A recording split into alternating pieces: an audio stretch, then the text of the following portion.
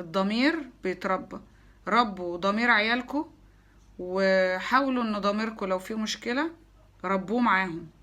الضمير بيتربى وبيتعود ازاي يتعلم الصح ويتعلم الغلط.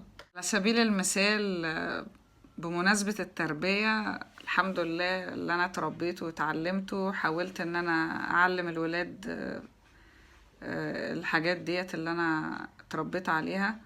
ففي مرة كنت ماشية في الشارع هنا في الرصافة، طبعا انا هنا في محرم بيه في اسكندرية. اللي بيشوفني من اي محافظة تانية، او اللي بيشوفني من اي دولة تانية، انا عارفة في ناس بتتابعني من السعودية والجزائر، وفي ناس من ايطاليا.